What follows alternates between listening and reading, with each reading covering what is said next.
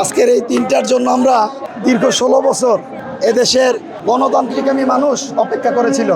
ইনশাআল্লাহ আজকে সেই দিনটি এসেছে।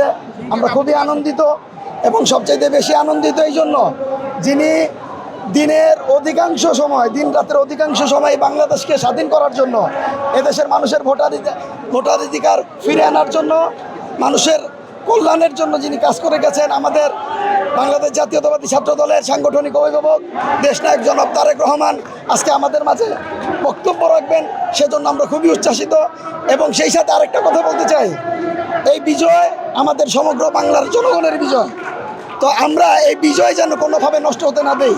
দেশে যেই পরিমাণে লুটতরাজ হচ্ছে, সেটা হচ্ছে আওয়ামী লীগের দালালেরা যারা বাংলাদেশে ছিল, যাদের প্রেতাত্মারা এখনো বাংলাদেশ থেকে পালিয়ে যায় নাই, তারা এই লুটতরাজ করে আমাদের উপর দায় চাপিয়ে দিতে চাচ্ছে।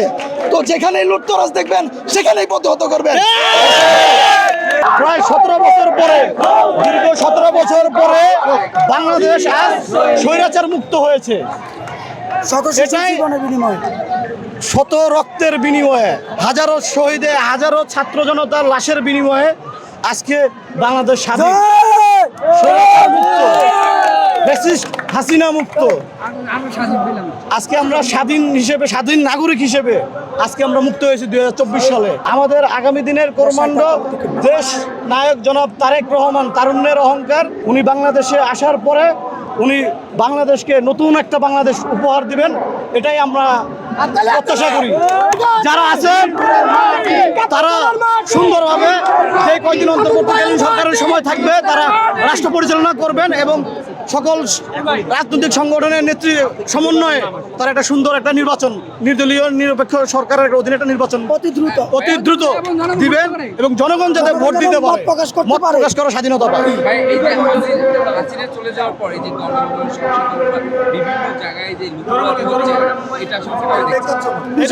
এটা হচ্ছে এক ধরনের গুজব এবং কিছু আওয়ামী লীগের প্রেতাত্মা আছে যারা এই ধরনের কাজ বাংলাদেশ জাতীয়তাবাদী দল বিএনপির নামে প্রোপাগান্ডা ছড়ানোর জন্য তারা এই ধরনের কর্মকাণ্ড লিপ্ত করতেছেন।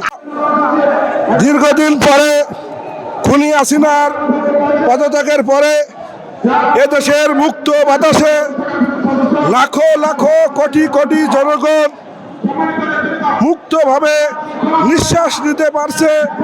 এই জন্য আল্লাহর দরবারে লাখো লাখো কোটি কোটি শুকরিয়া জানাই।